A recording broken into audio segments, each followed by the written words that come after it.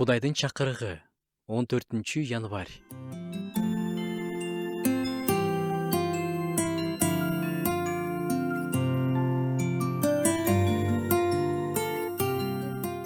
Куткарыш үчүн Теңирдин колу кыскарган жок. Угуш үчүн анын кулагы катуу болуп калган жок. Кудайдын эли, Кудай бизди калтырып кетти окшойт деп турган кыйын учур. Бирок Кудай Ышая пайгамбар аркылуу көйгөй Кудайда эмес, адамдын абалында экенин айтат.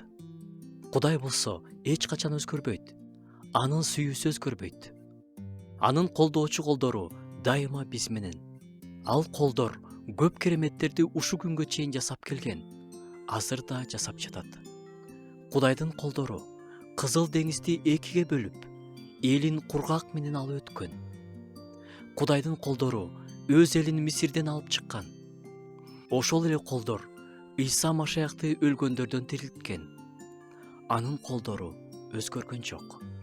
Кудайдын колдорунун иштешине биз өз күнөөлөрүбүз менен тоскоол болобуз. Мыйзамсыздыгыңар силерди Кудайыңардан бөлүп салды. Ал силерди укпаш үчүн силердин күнөөңөр анын жүзүн силерден буруп жатат, дейт Ышая пайгамбар. Күнөө руханий сезимталдыкты мокотот. Кудайдын үнүн укканга жөндөмсүз кылып коет. Кудай менен жакындыкты талкалайт.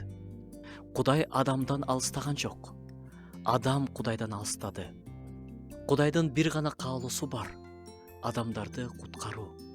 Ал эч кимдин өлүшүн каалабагандыктан баардыгы тобо кылыш үчүн бизге көп чыдайт, дейт элчи Петр өз катында. Адамдан эмне талап кылынат? Болгону күнөөлөрүн мойнуна алып, Кудайдын алдында моюн сунуп, тобо кылып, ага кайрылуу. Ошондо адам Кудайдын колдоочу колдорун жашоосунан көрө баштайт. Кудайга жакындагыла, ошондо ал силерге жакындайт.